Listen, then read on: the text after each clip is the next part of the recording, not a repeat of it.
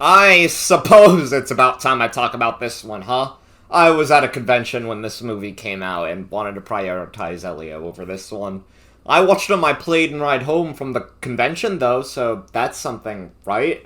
Anyways, welcome back to Weekend Cartoon Reviews. This time we're reviewing K-Pop Demon Hunters. K-Pop Demon Hunters is one of the two Sony films that dropped on Netflix this year, the other one being Fixed. If we're talking about the early days of the studio, they didn't have the most stellar reputation. But if we're talking today, they have the potential to be one of the biggest names in animation, and they are right now. After all, Sony is the studio that inspired other animation studios to experiment with different animation styles. And that's not any different here with K-Pop Demon Hunters. The movie itself is based on K-pop. I'm not the biggest K-pop fan in general, so when this was first announced, I was very skeptical of the film. And this was announced a while back, actually. I think, 2021, 2023? I don't remember, but yeah, they announced this a very long time ago, and I thought at one point this film was never going to come out. I thought it was going to suck and just be a cash-in for K-pop fans, if you want me to be honest. A lot of this movie is modeled off of Korean and Asian culture in general, something you rarely see in American animated movies, honestly.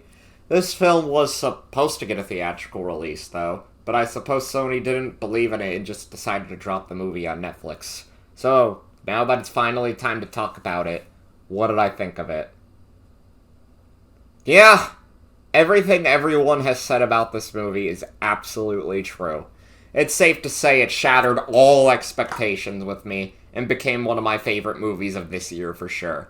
The film follows the group Huntrix consisting of Rumi, Zoe, and Mira, who, while K-pop stars, are demon hunters when they're not on stage, wanting to protect their fans from demons who want to attack them. There's a lot more layers to it than just that. Like, a main part of the story is that Rumi is a demon herself and hides her patterns from her friends to one day be free of being a demon. They also run into a group called the Saja Boys, all of which are demons themselves and act as the rival group to Huntrix. For the plot, that's all I'm willing to share to avoid spoilers, because this movie takes so many twists and turns, and some are like, oh my god, really? The animation, like a lot of Sony works lately, is incredible and impressive. It's not the Spider-Verse style, but that's okay. The movie instead mimics style of anime, and its expressions match that of anime. The scenes where the girls are fighting the demons, going after them, were all well choreographed, and the way each character moves is distinct. You can tell what they're like based on their actions in the film. It's seriously so well put together, and the opening scene of the movie tells you everything you need to know about the Huntrix group through the animation.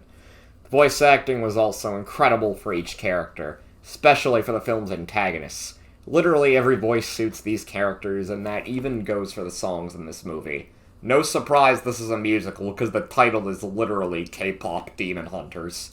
Every single song is good, but if I had to pick a favorite, probably Golden, to be honest. I'm not sure because they're all so iconic and good. It's hard to really choose a favorite here. I'm not sure because they're just all so good and iconic, like I said. If you want to see a ranking video on all the songs, though, from the film, please let me know and I'll try to do it. Gonna be hard to do, though, and I will warn you, there will probably be a lot of close calls. Ugh.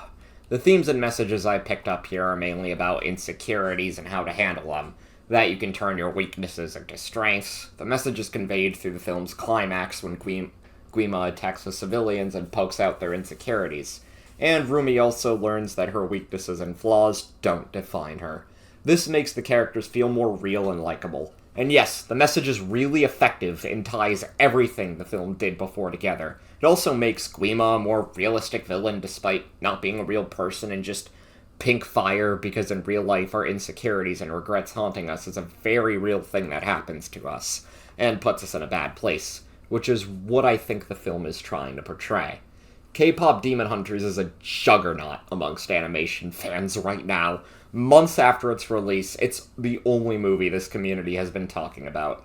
I completely understand the hype for it, and it's showing no signs of stopping anytime soon. It's breaking critical records, and there's a reason everyone on the planet seems to love this movie. It's also Netflix's most watched movie of all time.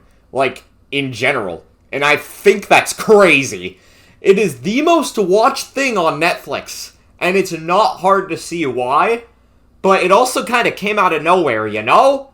Everything in this film is done right. Every character got the right amount of screen time, the arcs are beautifully crafted. There's not a film quite like this one, I don't think.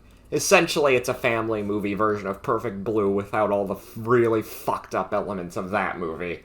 Overall, if you haven't already, go give this movie a go. You'll probably love it, and you'll see why it's the biggest animated movie of 2025.